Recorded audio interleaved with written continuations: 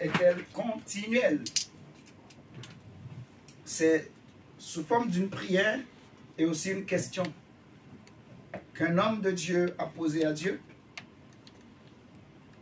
Et nous allons utiliser ce matin pour partager une pensée de Dieu.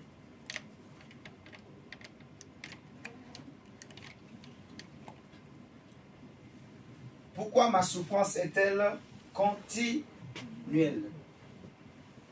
Ce terme est tiré de Jérémie chapitre 15, du livre de Jérémie au chapitre 15. Le terme est tiré du livre de Jérémie au chapitre 15, le verset 15 à 21. Jérémie au chapitre 15, le verset 15 à 21. Je vais demander au frère Rudel de me lire, s'il te plaît. Jérémie chapitre 15, le verset 15 à 21. Dans la parole de Dieu, donc Jérémie chapitre 15, le verset 15 à 21. Tu sais tout. Tu sais tout. Ô Éternel. Ô Éternel. C'est le prophète Jérémie qui est en train de prier, en train de parler avec Dieu. Continue. Ô Éternel, souviens-toi de moi, ne m'oublie pas. Souviens-toi de moi. Et ne m'oublie pas. Venge-moi de mes persécuteurs. Venge-moi de mes persécuteurs. Ne m'enlève pas, tandis que tu te montres lent à la colère. Ne m'enlève pas, tandis que tu te montres lent à la colère. Sache que je supporte l'opprobre à cause de toi.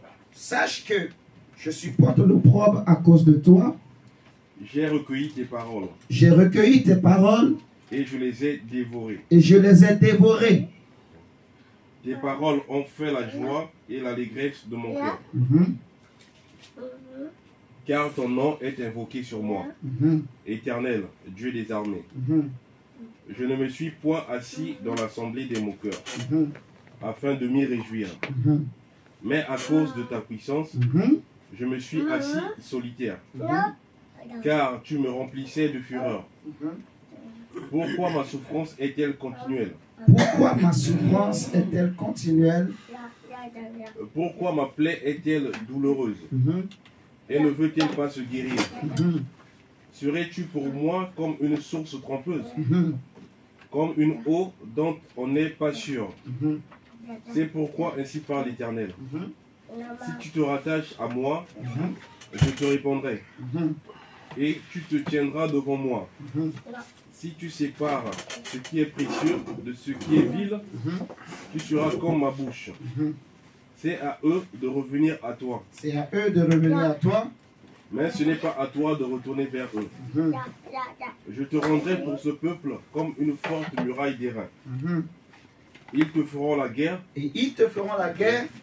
Mais ils ne te vaincront pas. Mais ils ne te vaincront pas. Continue. Car je serai avec toi pour te sauver et te délivrer. Dit l'Éternel. Je te délivrerai de la main des méchants. Je te sauverai de la main des violents. Amen. Amen. Maintenant, nous allons encore reprendre la lecture. Et tu vas lire chaque verset. Je te dirai quand il faut s'arrêter. Reprends encore maintenant la lecture. Du verset 15. Tu sais tout, ô Tu sais Éternel. tout, ô Éternel. Souviens-toi de moi. Souviens-toi de moi. Ne Ne m'oublie m'oublie pas. C'est une prière, une parole d'un cœur. Un cœur qui est fatigué. Un cœur qui en a marre. Qui se pose des questions. Qui s'inquiète sur une situation, une affaire, un problème que la personne traverse. Alléluia. Amen. Ça fait des années, des mois, des générations que le problème dure. Dans votre famille ou dans la famille, chaque génération souffre de ce problème. Ça peut être une maladie, ça peut être un blocage, ça peut être une limitation. Vous voyez, toutes les femmes ont ce problème. Dans la famille, aucune femme n'arrive par exemple à accoucher par voie basse, à accoucher normalement. Toutes doivent passer par une césarienne. Il y en a qui en meurent. Toutes les femmes ne se marient pas. Elles peuvent avoir des enfants, mais elles ne peuvent pas rester dans une maison avec un homme. Chaque fois qu'une trouve un homme, quelque temps après, c'est le divorce. Elle est obligée de retourner chez ses parents. Et c'est toujours comme ça de génération en génération. Donc, c'est la prière d'un cœur, d'une famille qui pleure, qui gémit, qui se pose des questions. Pourquoi ma situation ne change pas? Alléluia. C'est le cœur d'un homme qui en a marre, qui est fatigué. Un homme qui veut une stabilité dans sa vie, mais il n'arrive pas. Il peut se battre. Pendant quelques années, il arrive à trouver une femme. Il se marie. Mais quand il se marie, après quelques temps, des problèmes. La femme divorce, elle retourne chez ses parents. Ça fait 5 mariages que cet homme a eu. Ça fait 6 mariages. Comme la femme samaritaine, par exemple. Vous voyez? Elle a eu 5 maris. Elle était fatiguée, épuisée. Du coup, elle ne voulait même plus se marier. Elle cherchait même plus à se marier. Elle vivait seulement avec un homme, avec le mari d'autrui. Elle était fatiguée. Fatiguée. Parce qu'elle vit une situation qu'elle ne comprend pas l'origine. Elle se pose des questions. Pourquoi moi? Pourquoi ce problème-là? Il y en a qui naissent avec des handicaps. Il y en a qui naissent avec des difficultés. Vous voyez? Pourquoi un enfant, quand il naît, il peut naître, comme on dit, aveugle. Il peut naître muet. Il peut naître sourd. Un enfant qui est né aveugle, par exemple, en grandissant, quand il va réaliser que cet aveuglement-là est un handicap dans sa vie, vis-à-vis de ses copains, des autres jeunes garçons de son âge, il va se sentir frustré. Et la première des questions que l'enfant se pose, maman, pourquoi moi? Pourquoi je suis différent? Vous voyez ce que je dis? Pourquoi je suis différent? Pourquoi mes amis se comportent comme ça avec moi? Pourquoi je ne peux pas étudier avec les autres garçons ensemble? Pourquoi? Pourquoi mon problème dure? J'ai prié, j'ai jeûné. On m'a dit d'aller voir des féticheurs, je suis allé. J'ai fait tout ce que je pense possible, mais les choses ne changent pas. Alléluia. Amen. Pourquoi? Dans la famille, vous allez voir, les enfants ne réussissent pas. L'aîné a eu des enfants, aucun n'a réussi. Le second a eu des enfants, aucun n'a réussi. Et maintenant, c'est aussi mon tour, ou c'est ton tour. Mais toi aussi, tu t'inquiètes. Seigneur, pourquoi le problème ne change pas? Tu es en train de regarder la vie de tes enfants. Tu es en train de voir que le chemin qu'ils sont en train de prendre, ce n'est pas le chemin que tu veux. Ce n'est pas le chemin de Dieu. Et tu fais tout. Tu te dis, mais Seigneur, est-ce que j'ai raté quelque chose? Est-ce que j'ai raté l'éducation de mes enfants? Pourquoi des enfants que j'ai mis au monde, que j'ai chéris, que j'ai éduqués, j'ai nourris, je me suis investi sur eux? Pourquoi tu joues au lendemain? Cet enfant me tourne le dos. Cet enfant ne veut plus me respecter, ne veut plus m'honorer, ne veut plus me considérer. Pourquoi? Donc, c'est un enchaînement de plusieurs problèmes, de plusieurs difficultés qui amènent le cœur de l'homme, le cœur d'une femme à crier à Dieu. Et ça, ce n'est pas une prière d'hypocrisie. C'est une prière sincère. Et c'est le type de prière que Dieu aime. Des hommes et des femmes qui se posent de vraies questions existentielles. Alléluia. Amen. Pourquoi? Jérémie dit, Seigneur, tu sais tout. Tu sais tout, ô Éternel. Souviens-toi de moi, ne m'oublie pas. Venge-moi de mes persécuteurs. Ne m'enlève pas tandis que tu te montres là à la colère. Je vais nous expliquer, vous allez bien comprendre. Il dit, venge-moi de mes persécuteurs et ne m'enlève pas tandis que tu te montres là à la colère. Parce que ce qu'il faut savoir, c'est que notre Dieu est un Dieu riche en bonté, lent à la colère, riche en miséricorde et en compassion. Alléluia. Amen. Jérémie est en train de révéler une chose. Même les justes, s'ils n'orientent pas bien la prière, ils peuvent être justes, mais l'ennemi peut leur faire du mal et Dieu va les enlever dans ce malheur. Je ne sais pas si vous me comprenez. Amen. Et le monde risque de dire, ce n'était pas alors un vrai homme de Dieu. Ce n'était pas alors une vraie fille de Dieu. Ce n'était pas ceci, ce n'était pas cela. Parce qu'on se dise même, s'il était vraiment enfant de Dieu, pourquoi telle chose lui est arrivée? Tu peux voir un homme de Dieu qui attrape le sida et il en est mort. On se pose des questions. Est-ce que le monde va dire comment un homme de Dieu peut avoir le sida? Ça veut dire qu'il a découché. Il a trompé sa femme. Ou il sortait avec les soeurs de l'église. Mais ce que le monde ne sait pas, il y a aussi une autre forme, en fait un autre moyen pour attraper le sida. On n'attrape pas le sida forcément par des relations physiques. Même dans un songe, on peut te donner une maladie. Vous êtes en train de me comprendre? On peut donner une maladie à quelqu'un dans un songe. On peut donner le sida à quelqu'un au travers d'un songe. De la même manière qu'on donne la sorcellerie aux enfants, qu'on donne, je ne sais pas, une maladie à quelqu'un. Tu peux dormir, tu fais un songe, on te donne quelque chose à manger. Depuis ce jour-là, quand tu t'es réveillé, c'est fini. Le ventre, ça ne va plus. Le ventre, c'est des problèmes. Problème sur problème. Tu peux faire un songe, tu vois, on t'a cogné comme ça, tu te réveilles, tu vois une grosse boule sur tes yeux. Et depuis ce jour, tu as des problèmes de vue. Tu as été opéré à plusieurs reprises. Mais quand même, le problème est toujours là. Tu étais né bien portant. Vous êtes en train de me comprendre? Donc, il y a des maladies, parfois tu peux recevoir par un songe. Et Jérémie est en train de dire à Dieu, Seigneur, ne m'enlève pas. Je ne vais pas mourir maintenant. Sans que tu m'aies vengé, sans que tu m'aies fait justice, sans que tu t'aies souvenu de moi, je ne vais pas mourir maintenant. Je ne vais pas mourir comme ça. Afin que mes ennemis, mes persécuteurs, ne disent pas, on l'a vaincu, on l'a eu. Alléluia. Continue, mon frère. Le verset 16. Le verset 16.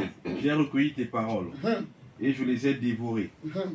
Tes paroles ont fait la joie et l'allégresse de mon cœur. Car ton nom est invoqué sur moi, éternel Dieu des armées. Le verset 17. Je ne me suis point assis dans l'assemblée. Attends d'abord. Si vous regardez le verset 16, Jérémie se présente. Ce n'est pas tous les hommes qui peuvent dire à Dieu, Seigneur, souviens-toi de moi. Jérémie sait qu'il craint Dieu, qu'il a fait ce que Dieu aime. Il a pratiqué la justice. Il a obéi. Il a gardé les paroles de Dieu. Et il est en train de rappeler à Dieu ses bonnes œuvres. Alléluia. Amen. Et retiens vraiment ça. Jérémie est en train de rappeler à Dieu ses bonnes œuvres. Ne serait-ce qu'une seule fois. J'ai fait l'une de ces bonnes choses que Dieu tu aimes. Alléluia. Amen. Je t'ai craint, je t'ai honoré. J'ai recueilli tes paroles. Je les ai dévorées. Elles ont fait la joie et l'allégresse de mon cœur. Alléluia. C'est important. Les bonnes œuvres, les bonnes actions. Peut-être que là où tu es, avec ton argent, le fruit de ton travail, tu as nourri des orphelins. Tu as nourri des veuves. Alléluia. Amen. Tu as aidé des hommes de Dieu. Tu as aidé le malheureux. Jean pouvait dire, lorsque le pauvre avait faim, j'étais là pour le nourrir. Et parce que je nourrissais le pauvre, lorsque sa bénédiction vient, elle tombait sur moi. Comprenez bien ce principe. Vous voyez? Job nourrit le pauvre. Il nourrit le malheureux. Il nourrit l'orphelin. Il nourrit la veuve. Quand Dieu voit ça, la bénédiction que Dieu avait réservée pour eux, Dieu le partage aussi avec Job. Vous êtes en train de comprendre? Parce que Dieu n'est pas un Dieu qui oublie les bienfaits, les bonnes œuvres que l'homme accomplit. Et je vais te dire ce matin, n'accepte pas de mourir sans que Dieu te venge, sans que Dieu se souvienne de toi, sans que Dieu change les situations, sans que ceux qui ont pensé à ton malheur, ceux qui ont cru à ton malheur, ceux qui ont fait des choses contre toi, qui ne voient que Dieu te venge. Amen. Alléluia. N'accepte pas de mourir, ne baisse pas les bras. Alléluia. Amen. Dis, ce matin, nous allons prier. Et tu vas dire à Dieu, Seigneur, ne m'enlève pas sans que je n'ai vu ta justice. Souviens-toi de moi. Amen. Ne serait-ce qu'une fois, j'étais adoré. Alléluia. Amen. Ne serait-ce qu'une seule fois, j'ai chanté pour toi de tout mon cœur. Comme David devant sa femme qui sautait. J'ai transpiré avec sincérité, Seigneur, de tout mon cœur. Souviens-toi de moi. Continue. Le verset 17. Je ne me suis point assis dans l'assemblée des moqueurs afin de m'y réjouir. Mais à cause de ta puissance, je me suis assis solitaire, car tu me remplissais de fureur. Pourquoi? Pourquoi ma souffrance est-elle continuelle? Pourquoi ma plaie est-elle douloureuse? Et ne veut-elle pas se guérir? Serais-tu pour moi une source trompeuse, comme une eau dont on n'est pas sûr? C'est pourquoi... On peut s'arrêter déjà là. On va lire la suite après. Tu peux t'asseoir en attendant. Donc, nous avons posé les bases. Le thème est tiré de ce texte qu'on vient de lire, de Jérémie. Amen, amen. Amen. Et ce que Jérémie est en train de vivre, ce qu'il est en train de dire, ça peut être ton cas. Ça peut être aussi mon cas. Alléluia. Amen. Jérémie n'avait jamais demandé le malheur de qui que ce soit. Il n'a pas voulu être prophète. C'est Dieu qui l'a appelé et l'a établi prophète. C'est Dieu qui lui a dit, va et annonce. Dis à Israël ses iniquités. Mais à cause du fait qu'il a choisi de craindre de Dieu, il est devenu l'ennemi de tout le peuple. Alléluia. Amen. Et il pose la question, pourquoi ma souffrance est-elle continuelle? Le prophète Ésaïe va nous dire que non, la main de l'Éternel n'est pas trop courte pour agir, ni ses oreilles trop dures pour entendre. Mais ce sont vos péchés, vos iniquités qui mettent une séparation entre Dieu et vous. Amen. Amen. La dernière fois, quand on avait parlé en disant que Dieu a donné aux hommes un tel pouvoir, dans Matthieu 16, si nous reprenons ce texte, le texte nous parle d'un homme paralysé, un homme qui avait un problème et que les hommes ont amené auprès de Jésus. Regardons, nous allons étudier 2-3 cas pour comprendre, pour essayer de répondre à la question que Jérémie a posée. Et nous allons prier le Seigneur. Matthieu chapitre 16. Non, pas 16, Matthieu 9. Matthieu 9.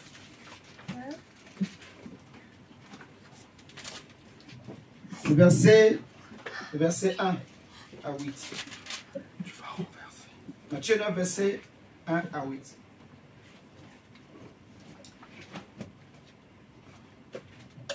Verset. Matthieu 9, le verset 1 à 8. Jésus, étant monté dans une barque, traversa la mer et alla dans sa ville. Et voici, on lui amena un paralytique couché sur un lit. Jésus, voyant leur foi, dit au paralytique, prends courage, mon enfant, tes péchés sont pardonnés. La première des choses que le Seigneur, en voyant ce paralytique, lui a dit, c'est quoi? Tes péchés sont pardonnés. On est d'accord. Jésus n'a pas dit sois guéri, ainsi de suite. Quand Jésus le regarde, il dit que tes péchés soient pardonnés. Ça veut dire que ce que le Seigneur a vu premièrement dans sa vie, qui était la source de ses problèmes, c'était le péché. Alléluia. Amen. Quand on avait pris Ézéchiel 16, le Seigneur disait au prophète Ézéchiel de dire à Israël la source, l'origine de ses problèmes. Vous vous rappelez? Amen. Et on avait expliqué que c'était à cause de la naissance, du jour de la naissance, du lieu de naissance. Et tout cela faisait qu'il y avait une vie de péché chez Israël. chez Jérusalem. Vous voyez? Amen. Donc le problème, c'est le péché. Il y a des cas où les hommes vivent cette telle situation parce qu'il y a un péché qui est là depuis des générations, qui se transmet de génération en génération. Alléluia. Amen. Jésus dit à cet homme que tes péchés te soient pardonnés. Alléluia. Amen. Cet homme était paralysé depuis des années. Son problème a duré. Ça fait des années qu'il est comme ça. Ça fait des années qu'il est dans cette situation. Il ne pouvait plus bouger. Il ne pouvait plus parler. Il ne pouvait plus rien faire, le monsieur. Alléluia. Amen. Rien. Il ne pouvait plus rien faire. Donc vous imaginez, même pour se déplacer, il fallait qu'on le prenne, qu'on le soulève. Des hommes l'ont soulevé. Vous voyez, à cause de la maladie, à cause de l'handicap qu'il avait dans sa vie. Quand Jésus le voit, le Seigneur a compris. Lui, son cas, c'est parce qu'il y a un péché. C'est pour ça que Jésus va lui dire que tes péchés te soient pardonnés. Vous voyez? Amen. Les autres qui étaient là, ils auraient aimé que Jésus lui dise sois guéri. Mais non, le Seigneur a d'abord pardonné ses péchés pour ôter la cause de son problème. Et ensuite, il va lui dire maintenant, voilà, lève-toi, prends ton lit et rentre chez toi. Marche. Vous voyez ce que je dis? Donc, ça c'est un cas où le problème de cet homme, ça a paralysé. Moi, je crois que c'est parce qu'il y avait un péché dans sa vie. Vous comprenez ce que je dis? Il y avait un péché dans sa vie. Je peux nous donner un autre exemple, par exemple. Dans Jean chapitre 5, on va voir cet homme aussi qui était paralysé, qui était au portique dit de Bethsaïda, à la piscine plutôt de Bethsaïda. Vous connaissez l'histoire de la piscine de Bethsaïda. Dans Jean chapitre 5, si tu nous lis, par exemple, le à partir du verset 1 à 9, s'il te plaît. Lisons la parole de Dieu dans Jean chapitre 5, à partir du verset 1. Après cela, il y eut une fête des Juifs, et Jésus monta à Jérusalem. Or, à Jérusalem, près de la porte des brebis, il y a une piscine qui s'appelle en hébreu Bethesda, et qui a 5 portiques. Sous ces portiques étaient couchés un grand nombre des malades, des aveugles, des boiteux, des paralytiques, qui attendaient le mouvement de l'eau. Car un ange descendait de temps en temps dans la piscine et agitait l'eau. Et celui qui descendait le premier, après l'eau avait été agité, était guéri. Quelle que soit sa maladie. Là se trouvait un homme malade depuis 38 ans. Regardez, on dit là se trouvait un homme malade depuis 38 ans. C'est beaucoup, 38 ans. C'est beaucoup, 38 ans. C'est la moitié d'un demi-siècle. C'est beaucoup, c'est toute une vie. Alléluia. À 38 ans, quelqu'un est déjà père de famille. C'est beaucoup. Alléluia. Donc imagine une maladie, une souffrance qui a duré 38 ans. C'est trop. Alléluia. Même Abraham, lui, il a attendu 25 ans. Abraham, il a attendu l'accomplissement de la promesse de Dieu pendant 25 ans. Vous m'entendez ce matin? Mais cet homme était malade depuis 38 ans. Je crois que même son entourage, ses parents, ses amis aussi devraient être fatigués. Parce que l'homme n'est pas Dieu. Quand tu es dans le besoin, quand tu es dans une souffrance, l'homme peut t'aider. Alléluia. Mais quand ça dure, quand ça devient trop, l'homme aussi, même celui qui veut t'aider aussi va être épuisé. Vous comprenez ça? Est-ce que j'ai menti? C'est vrai. Celui qui veut t'aider aussi va s'épuiser parce qu'il est un homme, il n'est pas Dieu. Il va s'épuiser. Donc imaginez pendant 38 ans. C'est pour cela cet homme, il était là. Quand on va lire la suite, vous allez voir. Quand l'eau s'agitait, la Bible disait que le premier malade qui se jetait dans l'eau était guéri, quelle que soit sa maladie. Mais ce malade-là, pendant 38 ans, il n'est jamais arrivé à rentrer dans l'eau.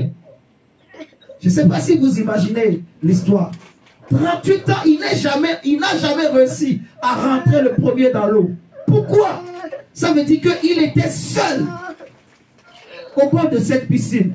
Il n'y avait personne à côté pour l'aider. Aucun parent, aucun ami, aucun proche, aucun frère. Vous comprenez ça? Il était seul, mais paralysé. Tous les membres fatigués. Comment il va se déplacer? Comment il va bouger? Vous êtes en train de comprendre? Amen. Donc Jésus le regarde. La Bible nous dit que le Seigneur voit. Il y avait un homme là malade depuis 38 ans. Continuez la lecture. Verset 6. Jésus, l'ayant vu coucher, et sachant qu'il était déjà malade depuis longtemps, lui dit, veux-tu être guéri? Amen. Continue. Le malade lui répondit, Seigneur, je n'ai personne pour me jeter dans la piscine. Vous voyez ce que je disais? Je n'ai personne. Je n'ai personne pour me jeter dans la piscine quand l'eau est agitée.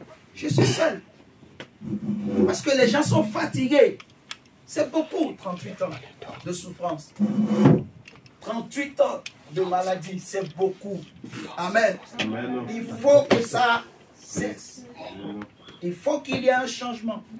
38 ans de célibat, 38 ans de difficultés. Les mêmes choses qui se répètent dans les familles, c'est ça suffit. Amen. Amen. Il faut qu'il y ait ce déclic-là dans notre esprit, dans nos cœurs.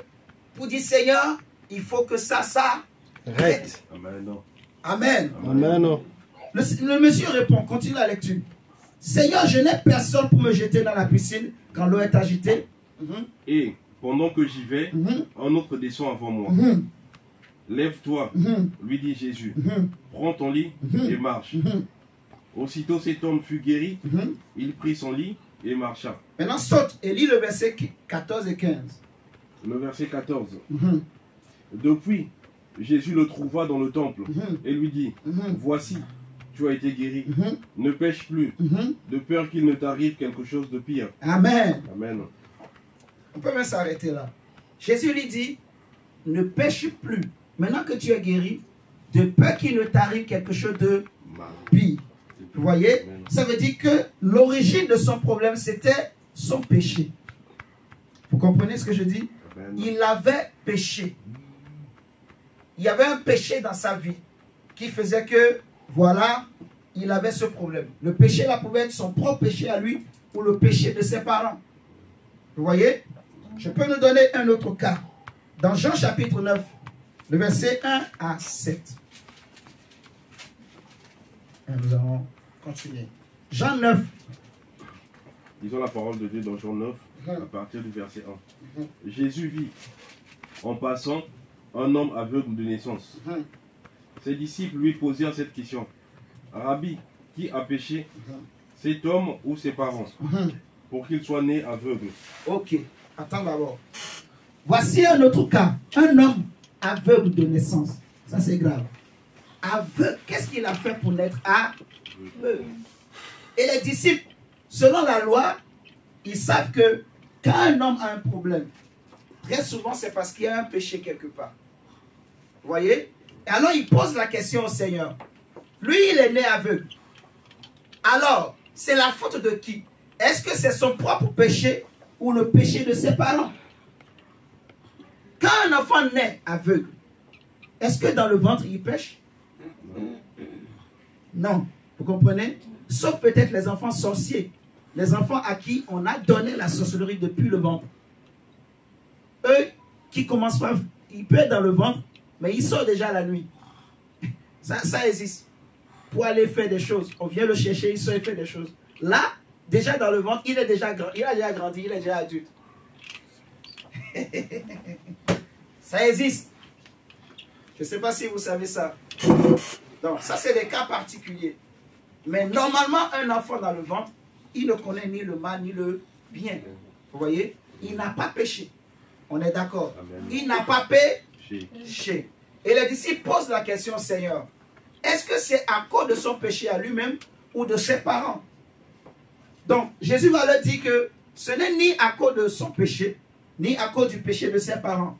On comprend pourquoi Jésus dit que ce n'est pas à cause de son péché. Parce qu'il était encore dans le ventre de sa mère. Il est né avec ce problème.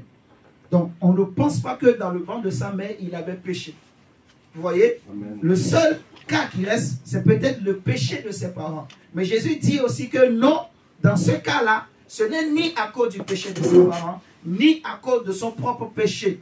Mais c'est afin que la gloire de Dieu soit manifestée. Amen. Donc, je suis en train de comprendre quelque chose, que quand un problème devient dur, quand un problème prend du temps, ce n'est plus au niveau des hommes, ce n'est plus le problème des hommes, ce n'est plus le domaine des hommes, c'est maintenant le domaine de Dieu. Amen. Alléluia. Amen. Quand quelque chose devient compliqué, difficile, insupportable, ce n'est plus le domaine de la raison ou de l'homme, mais c'est le domaine de Dieu. Alléluia. Amen. Comme Jésus a dit que ce problème-là a trop duré. Cet homme est né avec ce problème. C'est tout simplement afin que la gloire de Dieu soit manifestée. Amen. Amen, amen. Amen. Donc j'aimerais te dire, mon frère, ma soeur, la situation que tu connais dans ta famille ou dans ta vie, qui a longtemps duré, laisse-moi te dire que c'est Dieu qui va s'en charger.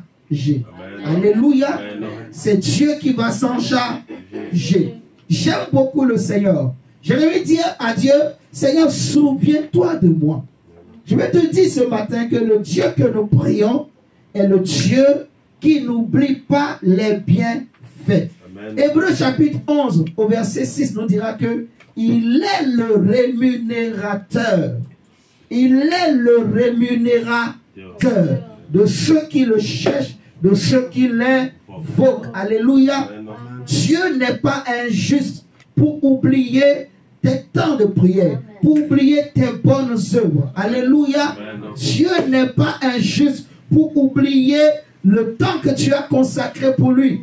Ne serait-ce qu'une seule fois, tu as donné un pain à un orphelin. Dieu va te le rendre. Amen. Je dis que Dieu va te le rendre. Amen.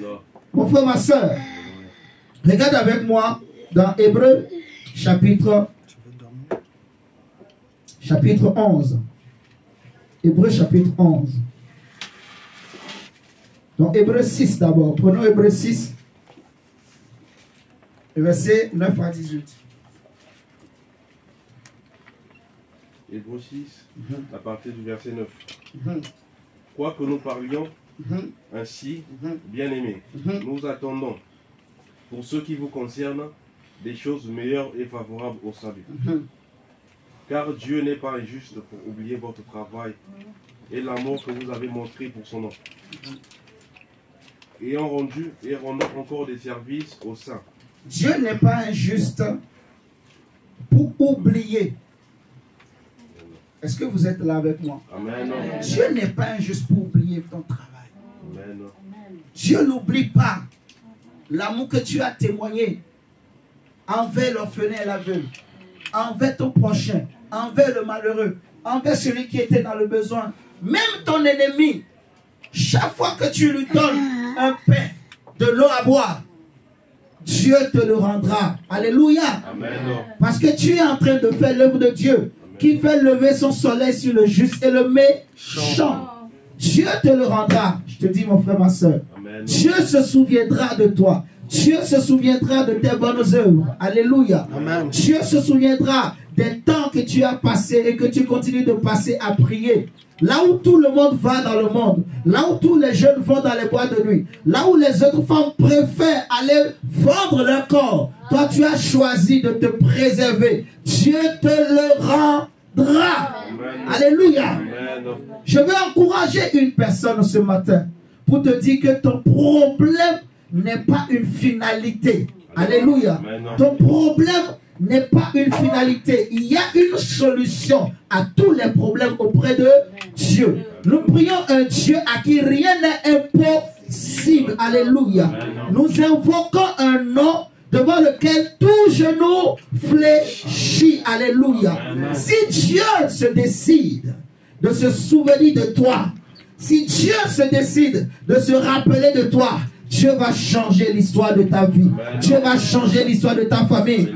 Il y avait un homme du nom de Mardochée qui s'était retrouvé à l'étranger, dans un pays étranger, à l'étranger, je te dis, il était là, il n'avait pas un parent. Le seul parent ou la seule parente qui lui restait, c'était une fille du nom de Esther. Et Mardochée, il était là, il n'avait pas lui-même d'enfant, mais il avait son parent qui avait une fille, et la fille s'appelait Esther. Suis-moi bien. Mardochée, à la mort des parents de Esther, Mardochée a pris la petite fille. Mardochée a pris l'orpheline. Elle était sans père ni mère, mais Mardochée l'a récupérée. Mardochée s'est investi sur elle. Il l'a éduquée comme sa propre fille. Il a instruit Esther. Il a appris à Esther les bonnes manières de vivre. La loi de l'Éternel. Il a enseigné la vérité à Esther. Esther a grandi. Elle qui était une petite fille malheureuse, destinée à la mort, certaine. Mais parce que Mardochée l'a récupérée, elle était devenue une jeune fille belle, pleine d'avenir. Alléluia. Amen. Je vais te dire, mon frère, Dieu n'oubliera pas tes bienfaits. Amen. Dieu va se souvenir de toi. Alléluia. Lorsque Dieu a décidé d'agir dans la vie de Mardochée, il va créer une situation. Il y avait une reine du nom de Vasti. Elle était là. Tout allait bien entre lui et le roi. Mais subitement, la reine a décidé de désobéir. Dis pourquoi? Pourquoi? Parce que Dieu s'est levé pour Mardochée. Dieu veut justifier Mardochée. Est-ce que quelqu'un m'entend ce matin? Amen. Le roi Assuérus dit, allez me chercher la reine Vasti. On dit, Vasti, le roi t'appelle. Vasti ne veut pas arriver. Mais c'était pour que Dieu justifie Mardochée. Que Dieu agisse dans la vie de Mardochée. Parce que Vasti a refusé de venir. Alors on a décidé de choisir une autre reine. Et Dieu a fait les choses en sorte que on a pris Esther également. Elle était devenue une jeune fille. Alléluia. Amen. Une jeune fille belle. Pleine d'avenir. Plein d'avenir, je te dis. Amen. Quand le roi a vu Esther, il est tombé amoureux. Mais il ne savait pas que tout ça, c'était le plan de Dieu. Amen. Je veux te dire ce matin, peut-être que toi, tu te dis que tu n'as rien. Peut-être que toi, tu te dis que tu n'as personne. Mais crois-moi, Dieu a placé un homme, une femme, quelque part, comme un ange, qui va intercéder, intervenir en ta faveur. Au moment venu, lorsque les hommes se lèveront contre toi, lorsque tes ennemis chercheront à te donner le coup mortel, tu vas voir, cet homme-là va se lever. Il va sortir de nulle part. Lorsque tes ennemis diront, maintenant on va lui donner le coup mortel, c'est là ils seront surpris. Un inconnu, une inconnue, quelqu'un que tu ne connais pas, tu n'as jamais vu, va se lever pour plaider ta cause, pour se battre pour toi. Alléluia. Amen. Tu n'as jamais vu dans la route, quelqu'un est en train de marcher et une voiture vient pour le ramasser, mais il y a un autre piéton qui court, qui vient pour arrêter cette voiture. Amen. Et je te dis, Dieu va le faire dans ta vie au nom de Jésus. Amen. Là où les gens parlent mal de toi, là où les gens t'insultent, là où les gens te méprisent, là où les gens ils disent de mauvaises choses, ils font de mauvais témoignages contre toi, laisse-les faire. Mais le jour où ils ne s'attendent pas, c'est là où Dieu va se lever et Dieu va envoyer un inconnu. Amen, qui va rentrer seulement et qui va se mettre contre eux tous, qui va leur dire vous êtes méchants, qui va leur dire vous êtes mauvais. On va même aller loin. Dieu va faire en sorte que cet inconnu là sera une autorité, parce que Esther était devenue une autorité. Esther est rentrée dans le palais du roi juste pour que Dieu fasse grâce, fasse miséricorde à Mardochée. Dieu savait que les ennemis de Mardochée, les ennemis des Juifs, étaient sur le point de donner le coup mortel à Mardochée. Qu'est-ce que Mardochée avait fait aux ennemis des Juifs? Qu'est-ce que Mardochée a fait? Mais comme notre Dieu ne sommeille ni ne dort, il est le Dieu qui veille sur Israël. Le Dieu qui veille sur nos maisons, alléluia. Le Dieu qui veille sur nos familles, alléluia. Il ne sommeille et il ne dort. Il est le feu dévorant. Le Dieu qui venge. Le Dieu qui justifie. Le Dieu qui relève. Le Dieu qui restaure. C'est pour cela qu'on l'appelle l'Éternel des armées. Le Dieu fort dans les combats. Mardoché était là dans son coin. Esther est devenue reine. On va prendre Esther. On va prendre.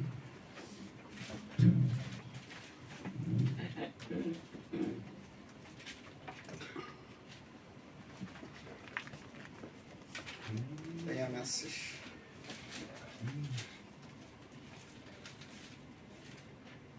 C'est après Néhémie.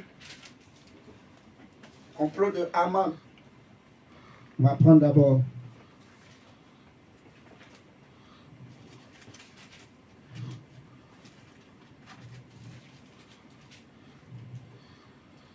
Prenons d'abord Esther chapitre 6. Esther 6. Mais avant de prendre même Esther 6, attendez. Parce qu'il faut bien qu'on comprenne. Prenons d'abord Esther chapitre 4, verset 1.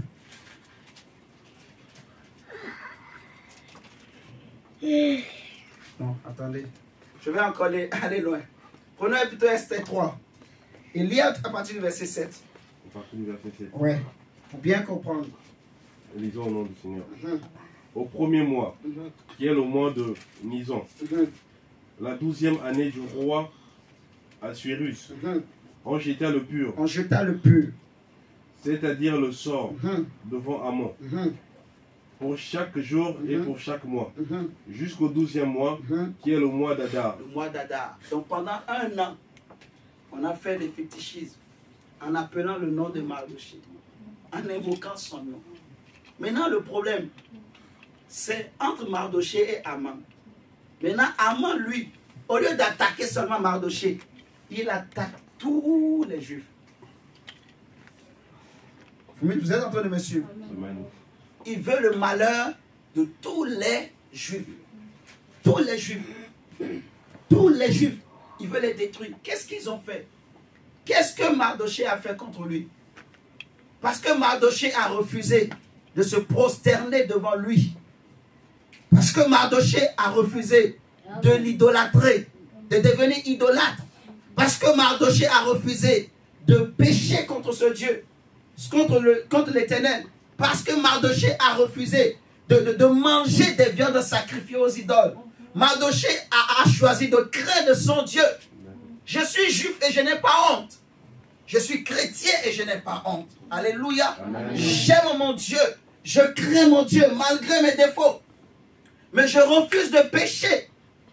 Je refuse de vivre dans le péché. Alléluia. Je refuse de commettre certains péchés. Des péchés apparents comme ça, évidents. On bronche tous d'une manière ou d'une autre.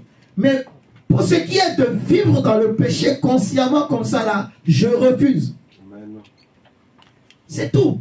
Parce que Mardoché a choisi de pratiquer de bonnes œuvres. Vous voyez? Là où tu es, tu as peut-être aidé un orphelin. Mais peut-être que ça ne plaît pas à quelqu'un d'autre. Quelqu'un aurait aimé que tu laisses cet orphelin-là mourir. Comme ça, eux, ils seront contents.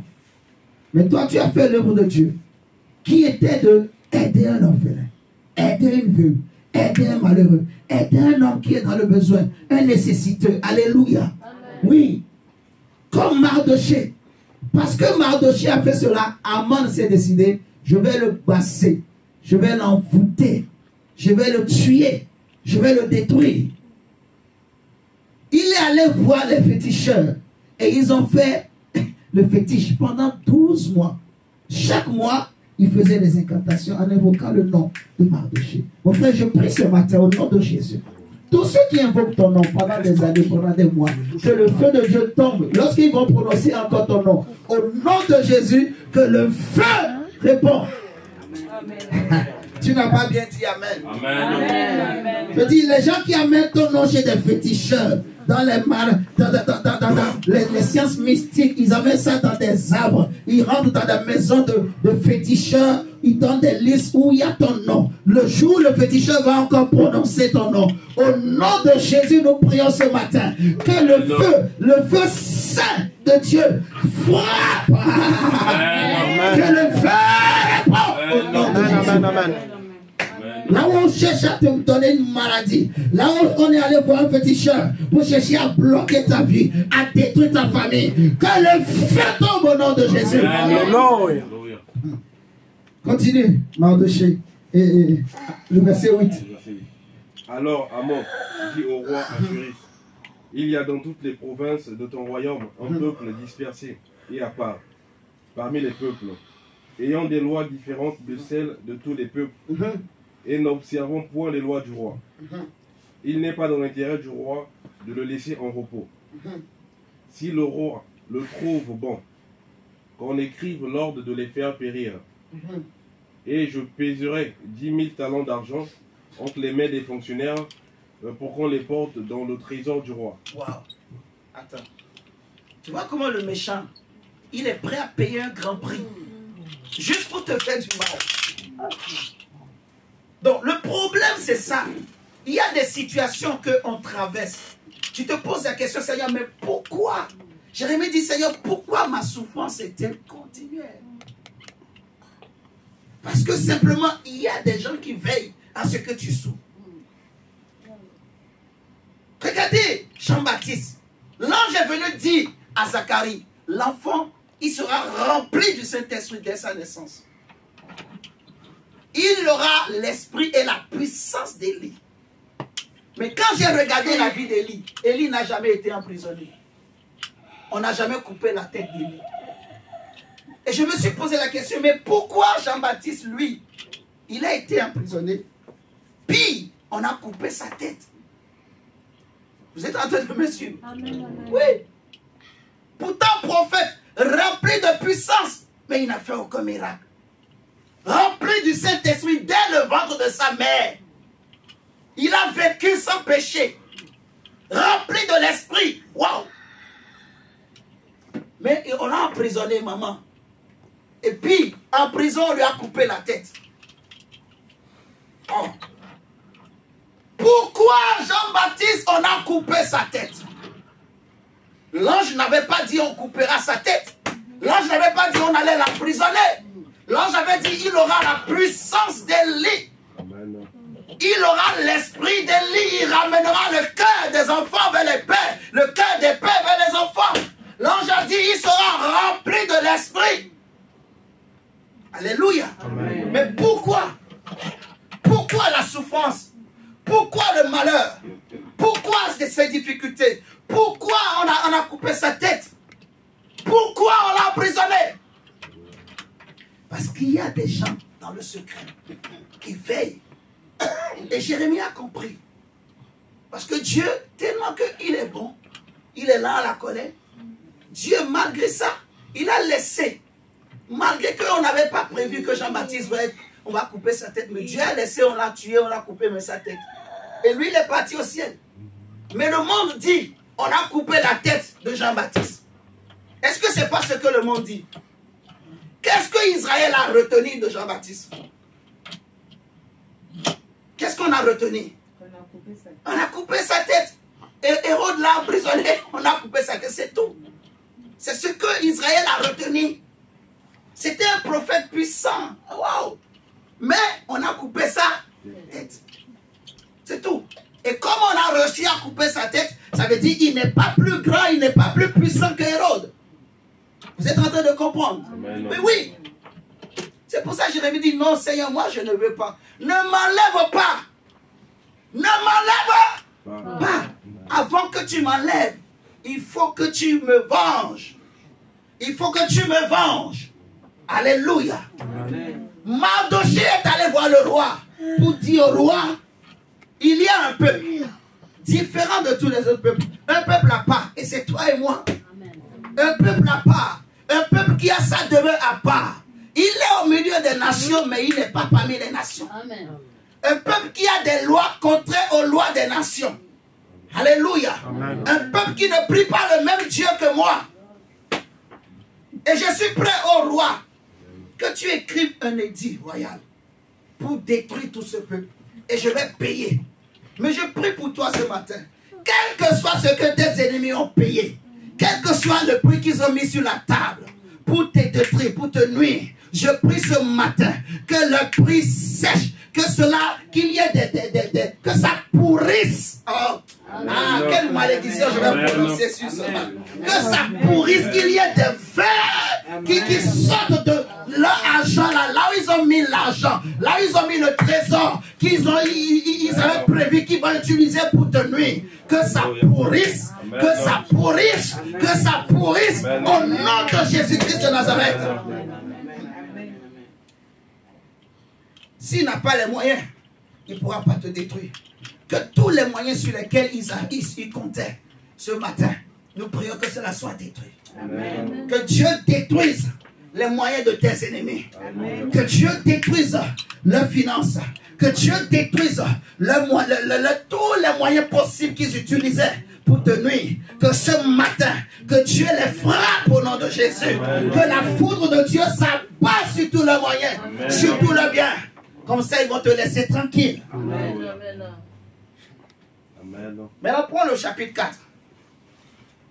Verset 1. Lisons au nom du Seigneur. Mardochée, ayant appris tout ce qui se passait, déchira ses vêtements, s'enveloppa d'un sac et se couvrit de cendres. Puis il alla au milieu de la ville, en poussant avec force des cris amers. Des cris amers. Comme Jérémie, Mardochée pousse des cris amers. Quand il a appris, non, il n'a pas accepté, non, non. Mardochée dit non. Il est allé au centre de la ville. Au centre de la ville, c'est significatif. Au centre de la ville. Jésus a été crucifié au milieu de deux brigands. Au centre. Alléluia. Amen. Et il est la pierre angulaire que Dieu a choisi, qui est au centre. Alléluia. Amen. Il est celui qui est au centre. Il est le carrefour. Il est le seul par qui tous les hommes peuvent passer pour aller auprès de Dieu. Il n'y a pas un autre médiateur entre Dieu et les hommes, à part Jésus-Christ. Oh, alléluia. Et Mardochée est allé au milieu de la ville, au centre de la ville, là où les anciens ont l'habitude de se réunir pour parler, discuter des problèmes de la ville. Et c'est aussi un lieu stratégique spirituellement. Alléluia. Et ce matin, nous, on ne va pas voir les hommes. On ne va pas voir des féticheurs, non. Mais nous nous approchons au travers du nom de Jésus, de l'Éternel des âmes. Amen. Amen. Mardochée poussa des cris amers. Amen. Seigneur! Il crie. On va sauter. Mardochée a crié. Esther a entendu. Au début, Esther avait peur. Mais Mardochée lui a dit, sache que ne te dis pas que parce que je suis maintenant devenue la femme du roi, je vais être épargnée. Non. Parce que même si toi, tu ne veux rien faire, sache que le secours des Juifs viendra. D'ailleurs, si ce n'est pas par toi, le Dieu des Juifs ne sommeille ni ne dort. Et j'aimerais dire à quelqu'un ce matin, le Dieu que tu pries ne sommeille ni ne dort. J'aime beaucoup l'Éternel. Si c'est à la dernière minute, à la dernière seconde, quand tout a déjà pourri, quand il n'y a plus d'espoir, c'est le Dieu que moi je prêche. C'est le Dieu que j'ai vu dans ma vie, qui est venu à mon secours. Quand tout est déjà fatigué, quand il n'y a plus de solution, quand il n'y a plus de possibilités, tu as déjà essayé toutes les quatre. Mais c'est là qui s'élève. C'est pour cela qu'on l'appelle l'oméga. Il n'est pas seulement l'alpha, mais il est aussi l'oméga. Celui qui se lève le dernier. Celui qui a le dernier mot. Alléluia. Amen. Celui qui a le dernier mot. Amen. Même si les hommes t'abandonnent, mais Dieu ne t'abandonnera pas. Amen. Dieu se souviendra de tes bonnes œuvres. Dieu se souviendra de tes bonnes œuvres. Alléluia. Amen. Dieu te vengera. Amen, amen, amen. Frère, ma soeur, crois-moi seulement. Tu verras la rétribution des méchants. Dieu ne t'enlèvera pas avant que tu le voies. Je te condamne à vivre et à voir la rétribution des méchants. Amen. Moi, je ne partirai pas comme ça. Amen. Et tu ne partiras pas aussi comme ça. Amen. Tu vas voir ce que Dieu t'a promis. Tu vas voir la gloire que Dieu t'a promis. Tu vas voir l'élévation que Dieu t'a promis. Tu vas voir la restauration que Dieu t'a promis. Tu vas voir la chute de tes ennemis. Alléluia. Tu le verras de tes yeux. Tu le verras. Moi, tu verras la gloire de Dieu. Tu vivras la gloire de Dieu. Tu ne mourras pas comme ça. Non, tu ne partiras pas comme ça. Avant que tu ne partes, tu vas voir les promesses de Dieu s'accomplir. Dieu se souviendra. Même si c'est un seul jus de fruits que tu m'as donné, même si c'est juste à moi, Dieu se souviendra. Si c'est même un franc que tu as semé dans cette assemblée, Dieu se souviendra. Si c'est juste un franc que tu as donné à un orphelin quelque part, Dieu se souviendra. Si c'est même 2 francs, tu as donné une veuve, même si c'est une bouteille d'eau que tu as amené à une veuve, le Dieu que je sers, le Dieu des cieux, le Dieu des esprits des prophètes, il se souviendra de toi. Oh mon Dieu, je te parle en tant qu'homme de Dieu. Dieu se souviendra de toi. Laisse-moi te parler. On va prendre Esther chapitre 6, verset 1. Esther chapitre 6 au verset 1. Cette nuit-là, le roi ne put pas dormir. Et il se fit apporter le livre des annales, les chroniques. On les lut devant le roi. Et l'on trouva écrit ce que Mardochée avait révélé au sujet de Bigton et de Teresh, les 2 eunuques du roi, gardes du seuil, Qui avait voulu porter la main sur le roi, Ahasuérus.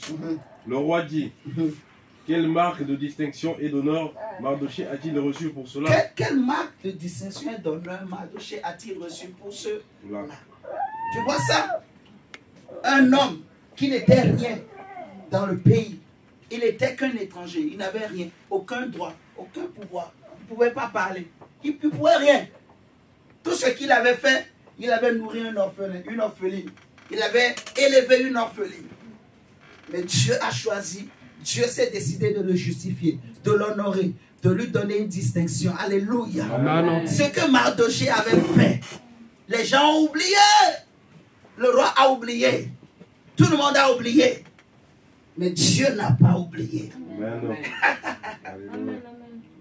Mardochée, il avait entendu les eunuques du roi qui voulaient lui faire un coup d'état. Il a aidé, il a dénoncé. Et le roi n'en est pas mort. C'était écrit dans le livre des souvenirs du roi. Tout le monde a oublié. Des années ont passé. La Bible nous dira dans Malachie que... Gardons ce passage. Mais prends Malachie 3. Prenons Malachie 3. On va travailler avec les 2 textes. Malachie chapitre 3.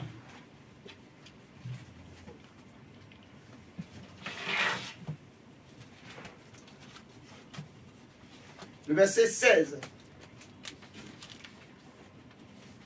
à 18. Malachie chapitre 3, le verset 16 à 18. Alors ceux qui craignent l'Éternel se parlèrent l'un à l'autre. L'Éternel fut attentif et il écouta.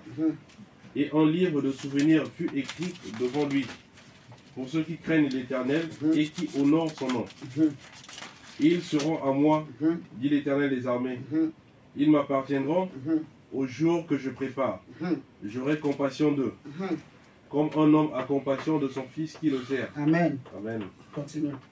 Et vous verrez de nouveau la différence entre le juste et le méchant, entre celui qui sert Dieu et celui qui ne le sert pas. Amen. Est-ce qu'on peut acclamer la parole du Seigneur? Acclame la parole de Dieu. Seigneur, nous acclamons ta parole. Amen, amen. Et nous retournons dans Esther. Donc, le Seigneur dit dans Malachie qu'on a lu que ceux qui servent Dieu se discutaient. Ils se parlaient. Comme Jérémie. Ils se disaient, mais c'est comme si notre Dieu, malgré que les gens font des choses, ils laissent comme ça, ils laissent passer. Ils se discutaient. Mais ils se disaient, dans tous les cas, Non, on va continuer de le servir. On va lui rester toujours fidèle. Et Dieu a tout entendu. Quand ils s'étaient réunis, ils ne savaient pas que Dieu aussi était au milieu d'eux. Et le Seigneur a tout entendu. Comme on est là ce matin, Dieu est au milieu de nous. Il siège au milieu de la louange de son peuple. Là où 2 ou 3 sont rassemblés en son nom, il est là. Alléluia. Amen. Donc il est là et il entend ce que nous sommes en train de dire. Et il va aussi faire sa part. Amen. Il va se lever pour venger, pour agir. Alléluia. Amen. La Bible nous dit que devant lui, pendant que ceux qui craignent Dieu se parlaient, un livre était sorti. Et on a écrit les noms de tous ceux qui étaient là. Tous les serviteurs de Dieu, leurs noms ont été écrits. Et Dieu se rappelle. Ce livre-là, c'est ce qu'on appelle le livre des souvenirs. Vous voyez, tout ce que tu as fait, ce n'est pas perdu. Il y a un livre où Dieu a tout noté. Les hommes peuvent oublier. Même celui à qui tu as fait du bien, qui n'est pas reconnaissant, lui-même il peut oublier. Mais je connais un Dieu qui va te le rendre. Si les hommes ne t'ont pas récompensé, si les hommes n'ont pas été reconnaissants, ou si ils n'ont pas été reconnaissants, Dieu lui sera reconnaissant. Il va te rendre au centuple les bonnes œuvres que tu as accomplies. Mardoché avait fait une bonne œuvre, les gens ont oublié. Mais quand le temps de Dieu est arrivé, parce que le Dieu que nous prions est le Dieu de miséricorde. On avait lu dans Romains 9, il a dit, je fais grâce à qui je veux, je fais miséricorde à qui je veux. Cela ne dépend pas de celui qui veut, mais de Dieu qui fait miséricorde. Il a aimé Jacob, il a haï Ésaü. Là où la promesse était réservée pour Ésaü, mais Dieu a choisi Jacob. Vous voyez, Joseph, parmi tous ses frères, Joseph a été choisi par Dieu. Ses frères l'ont haï, sa famille l'a rejeté, mais il a été choisi par Dieu. Et là où on a cru lui faire le malheur, Dieu a changé le mal en bien. Alléluia. David, dans toute sa famille, il était le plus petit, le bâtard. Alléluia. Tout le monde le méprisait, tout le monde le rejetait. On préférait le cacher. Quand les visiteurs venaient à la maison, le papa, tellement qu'il avait honte, parce que David était un enfant bâtard, il l'envoyait dans les champs pour aller garder les troupeaux. Mais c'est ce bâtard que Dieu a choisi. Il est Dieu, il fait ce qu'il veut. Et si Dieu se décide, mon frère, ma soeur, de te faire miséricorde, là où les hommes ont oublié les bienfaits que tu as fait, Dieu se rappellera et il va te le rendre. Et il s'était décidé de le rendre à Mardoché. C'est pour cela que Dieu va faire. Il a fait en sorte que la nuit là, le roi Assuérus n'a pas trouvé sommeil. Oh! Je prie pour toi ce matin, que là où ta bénédiction se trouve, là où il y a tes bienfaits qui crient, que ceux qui étaient assis sur tes bienfaits, qu'ils manquent de sommeil. Oh, je prie.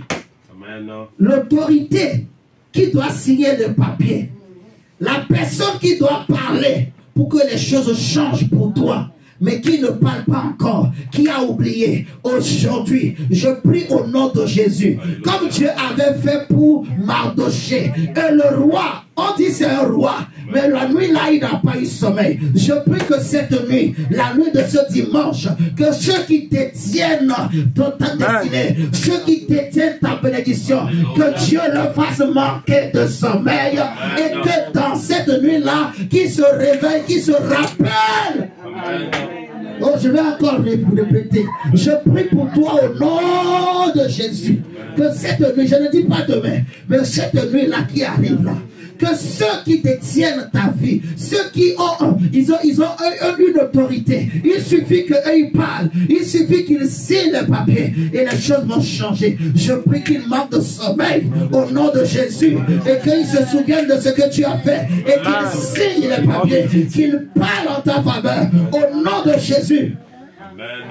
Les bienfaits que tu as fait, les bonnes œuvres que tu as fait, la semence que tu as donnée, cette nuit elle va parler, cette nuit elle va crier en ta faveur, cette nuit elle va crier devant le trône de Dieu, cette nuit à cause de ce que tu as fait. Dieu va faire manquer le sommeil à un roi. Dieu va faire manquer le sommeil à un ministre. Dieu va faire manquer le sommeil à un député. Dieu va faire manquer le sommeil à un préfet. Dieu va faire manquer le sommeil à un maire. Dieu va faire manquer le sommeil à un agent. Dieu va faire manquer le sommeil à un directeur. Dieu va faire manquer le sommeil à une directrice. Il va tourner dans son lit, mais il n'aura pas le sommeil. Il sera obligé de se rappeler. Il y a un dossier que je n'avais pas traité. Il y a un dossier qu'on avait mis sur ma table. Il y a un dossier qu'on avait mis sur mon bureau. Et tant qu'il n'a pas traité ton dossier, pas de sommeil. Amen, amen. Pas de sommeil. Pas de sommeil. Le roi dit, quelle marque de distinction et d'honneur Mardochée a-t-il reçu? Je prie que cette nuit, qu'on te donne une marque de distinction. Qu'on te donne une marque de distinction. Qu'on te donne une marque de distinction. Je vais être comme un fou. Qu'on te donne une marque de distinction. Alléluia. La foi est une folie. Je prie qu'au nom de Jésus-Christ de Nazareth, le lundi qui va commencer là, tu commences avec des distinctions, des marques de distinction. Au nom de Jésus, que Dieu te distingue. Que Dieu te distingue. Que cette nuit ça commence. Que Dieu te distingue dans tous les domaines, dans tous les aspects de ta vie. Que Dieu te distingue. Ce qui était inaccessible. Ce qui était difficile, la souffrance, la douleur, la maladie, les problèmes qui te tourmentaient, que cette nuit, que le Seigneur amène la distinction. Au nom de Jésus-Christ de Nazareth, dans ta famille, dans ton foyer, dans tes affaires, dans tes projets, dans ton mariage, dans ton travail, que Dieu amène la distinction.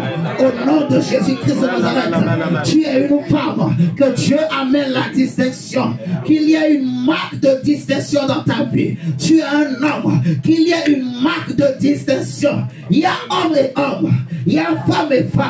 Il y a des femmes qui peuvent parler, il y a des femmes qui ne peuvent pas parler. Il y a des femmes belles, il y a des femmes, je prie que Dieu te donne d'être une de ces femmes qui peut parler. Que Dieu te donne une distinction. Au nom de Jésus, que ce qui pouvait t'empêcher de parler, que cela quitte ta vie. Que Dieu amène quelque chose de nouveau dans ta vie au nom de Jésus, qui fera que tu pourras parler. Si pendant longtemps la souffrance a fermé ta bouche, la maladie a fait que tu n'arrives pas à parler, la maladie a fait que même dans la famille, tu n'oses pas parler.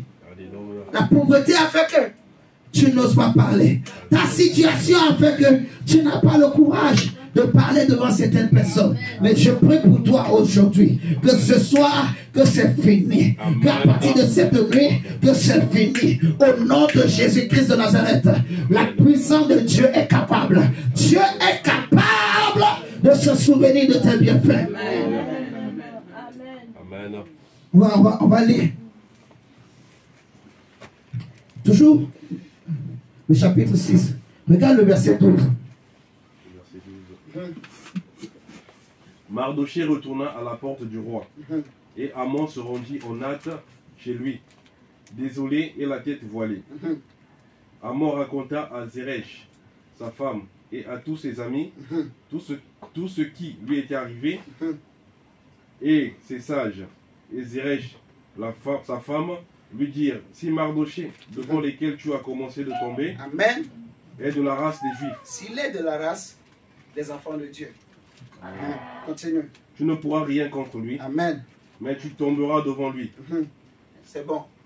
On l'a déjà averti. Amen. Si celui que tu es en train de combattre est un enfant de Dieu, Dieu dit ne touchez pas à main. Ouais. Il a dit à Jérémie, je te sauverai de la main des méchants. Je te délivrerai de la main des violents. Alléluia. Que ce ne sera pas toi qui ira vers eux, c'est à eux de venir vers toi. Amen. Donc je te dis, mon frère, ma soeur, ceux qui ont voulu ton malheur, ceux qui se lèvent contre toi, à partir de ce soir, ils tombent. Déjà ce matin, ils sont tombés. Amen. Et comme ils ont commencé par tomber, ils tomberont encore. Jusqu'à ce que leur extermination totale va être constatée au nom de Jésus-Christ de Nazareth. Ceux qui veulent que toi, tu sois toujours malade. Ceux qui veulent que toi, tu sois toujours dans les problèmes. Je prie au nom de Jésus que ce soit leur chute, leur fin ce soir. Soit ils se répandent, soit c'est leur fin. Au nom de Jésus, ils commencent par tomber et ils vont tomber devant toi. Ils tomberont toujours devant toi. Ils tomberont, ils tomberont, ils tomberont. Amen. Au nom de Jésus. Amen. Alléluia. Amen. Tu vois, Dieu est bon. S'il a fait pour Mardochée, il peut le faire aussi pour toi. S'il a fait pour Joseph, il peut le faire aussi pour toi. Alléluia. Qu'est-ce que Dieu ne peut pas faire pour un enfant de Dieu? Paul dira que si Dieu est pour nous, qui sera contre nous? Lui qui n'a pas épargné son propre fils Jésus, mais qui l'a livré pour nous. Il l'a livré à la croix pour nous sauver. Alléluia. Qui accusera les élus de Dieu? C'est Dieu qui les justifie, qui les condamnera. Christ est déjà mort. Christ est mort et ressuscité pour nous, assis à la droite de la majesté divine. Je vais te laisser quelques minutes. Je vais te donner 3 sujets de prière. Tu vas prier. Mais je sais que Dieu a commencé quelque chose dans ta vie. Les choses doivent changer. Tu ne peux pas continuer à faire le même travail. Il y a un certain travail, à un certain âge, on ne peut plus faire. Alléluia. Parce qu'on n'est pas des machines. Il faut que ça change, que Dieu fasse grâce et que tu trouves un travail qui te convient, qui convient à ton âge. Alléluia. Un travail où tu vas gagner bien. Alléluia. Il y en a qui font moins que ce que toi tu fais, mais qui gagnent des millions. Alléluia. Ils n'ont pas 2 têtes, ils n'ont pas 4 mains, ils n'ont pas 4 pieds. Ils ont une tête, ils ont 2 mains, ils ont 2 pieds. Ils sont nés d'une femme et d'un homme. Alléluia. Mais toi, tu as Jésus dans ta vie. Sois comme Jérémie ce matin et dis, Seigneur, ne m'enlève pas. Tant que la chose n'a pas changé. Ma Bible me dit que l'Éternel a dit, à moi l'argent et l'or. Alléluia. L'argent et l'or appartiennent à notre Dieu. Et la Bible nous dit que Jésus, de riche qu'il était, il s'est fait pauvre pour que toi et moi, nous soyons riches. Et par ses meurtrissures, nous sommes guéris. Par l'œuvre de la croix, par sa mort, la maladie n'a plus de droit sur ta vie. La maladie n'a plus de droit sur ta famille. Il y a certains problèmes. Tes enfants ne peuvent plus vivre. Ta situation ne peut pas rester pareille. Elle doit changer au nom de Jésus-Christ de Nazareth. Alors tu vas prier le Seigneur. Tu vas dire à Dieu, Seigneur, est-ce que c'est moi qui ai péché? Est-ce que c'est mon père, ma mère qui a péché? Pourquoi la situation là? Pourquoi cette maladie? Pourquoi ce problème? Pourquoi mes enfants sont comme ça? Pourquoi mon mari est comme ça? Pourquoi ma femme est comme ça? Seigneur, si c'est mon propre péché, si c'est les péchés de ma jeunesse, si c'est des péchés de mon enfance, si c'est des péchés de mon adolescence, si c'est les péchés de mes parents, Seigneur, enlève ce péché-là, parce que je veux que les choses changent. Je veux que la situation de ma famille change. Alléluia. Et lève la voix et prie le Seigneur. Même ceux qui sont en ligne, je vous laisse 5 minutes. Mais j'aimerais que tu pries sérieusement. Dis à Dieu, Seigneur, pourquoi ce problème? Pourquoi ce problème dans ma famille? Pourquoi ce problème? Pourquoi personne n'arrive à percer dans ma famille? Pourquoi les hommes n'arrivent pas à percer? Pourquoi les femmes n'arrivent pas à percer? Pourquoi ce problème, Seigneur? Pourquoi, Seigneur? Pourquoi?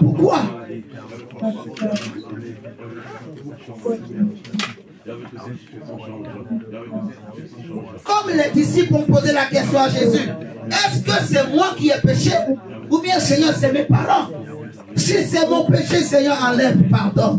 Si c'est le péché de mes parents, Seigneur, enlève pardon.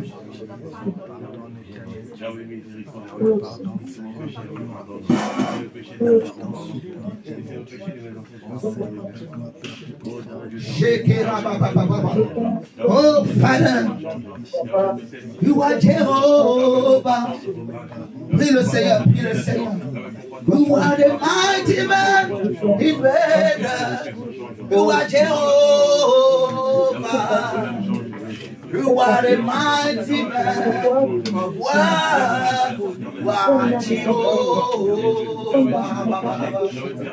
You are Jehovah. You are Jehovah. You are the mighty man in battle. You are Jehovah. You are the mighty man of war. You are Jehovah. Ekumeme, ekumeme, ekumeme, ekumeme, oh, you are the living God, oh, yes, no one like you. Ekumeme, ekumeme, ekumeme, ekumeme, oh. You are the living God, oh my God. There's no one like you. Lord, you are the living God, oh. There's no one like you.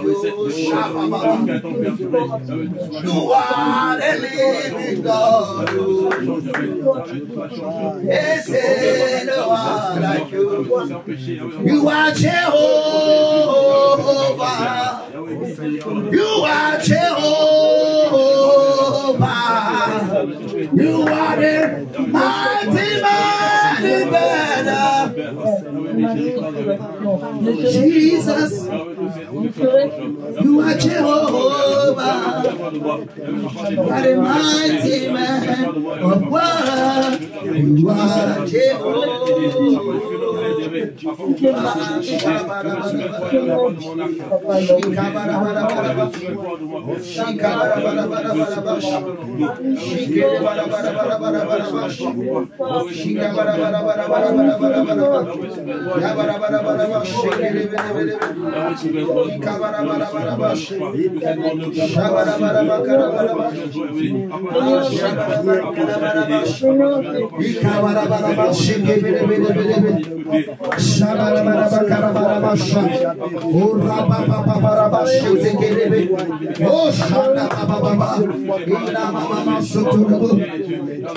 Yahweh,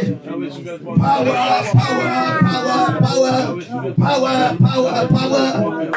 Seigneur, répands la puissance. Seigneur, répands la puissance. Seigneur, libère la puissance. Yahweh, libère la puissance. Que la puissance accompagne la prière de ma soeur. Que la puissance accompagne la prière de mon frère. Que la puissance accompagne la prière d'une femme qui souffre, d'un homme qui souffre, un homme, Yahweh, qui en a marre, une femme qui veut un changement, Yahweh, dans sa famille, un homme qui veut un changement, Yahweh, dans sa maison. Yarababa Sheteke Yababa, Manda Paraba Shagata Yababa, Yahweh, Seigneur, libère la puissance, libère la gloire. Yahweh, nous libérons la puissance, nous libérons la puissance de l'esprit. Yababa Shete, Yababa Sha, Yabaraba Shakata Yaba.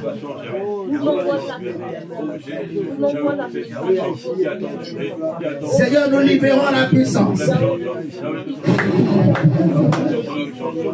Nous libérons la puissance. Nous libérons la puissance. La puissance de Dieu vient sur toi. La main de Dieu vient sur toi.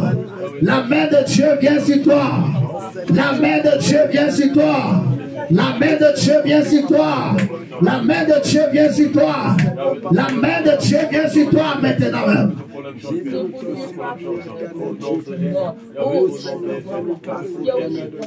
Seigneur, nous libérons la puissance. Au nom de Jésus. Seigneur, la puissance. Père, la puissance. Père, la puissance. Père, la puissance. Dans la vie de mon frère, de ma soeur. Au nom de Jésus. Là où il y a des maladies qui ont duré. Là où il y a des problèmes qui ont duré. Si le péché, Seigneur, vient de la personne elle-même ou de ses parents, Seigneur, nous prions que Dieu, tu pardonnes ce matin au nom de Jésus. Seigneur Dieu, ta miséricorde. Yahweh, Seigneur Jésus-Christ. Pardonne, Seigneur Dieu. Pardonne, Seigneur Jésus. Pardonne, Adonai, Seigneur Jésus. Yahweh, je t'en supplie. Yahweh, je t'en prie, Papa, Seigneur. Oh Dieu de grâce. Oh Dieu de paix, Seigneur. Yahweh, ta miséricorde. Yahweh, ta miséricorde. Amen, amen.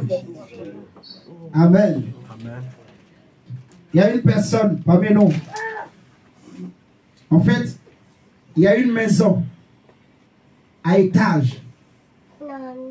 Je répète, il y a une personne parmi nous. Ta maison familiale, c'est une maison à étage. Une maison à étage. Je ne connais pas le pays, mais je sais que la maison, c'est une maison à étage. Vous me suivez? La peinture que j'ai vue, elle n'est pas blanche, elle n'est pas sale, mais c'est comme si c'est blanc. Vous me comprenez? Je ne connais pas la couleur exacte, mais c'est comme si c'est blanc. Donc je ne sais pas si c'est blanc qui est devenu sale ou si c'est jaune ou clair, je ne sais pas trop. Vous me suivez? Mais j'ai vu que cette maison est tombée, en fait. Cette maison est tombée. Mais la manière dont elle est tombée, c'était brutal. Vous me suivez? C'était brutal. Et ce que le Seigneur me dit, en fait, sous la maison, il y avait des choses. La source de ton problème, si tu te reconnais en tout cas, quelqu'un qui vient d'une famille où la maison est à étage. Est-ce qu'il y a quelqu'un parmi nous qui vient d'une famille où la maison est à étage, qui a été enterré? Vous comprenez? Et la source de tes problèmes vient de là, en fait. Vient de là. Mais j'ai vu la maison tomber. Mais c'était brutal. Vous voyez? Je ne dis pas que la maison va tomber physiquement. Il ne faut pas que on nous cherche des problèmes. Ah, c'est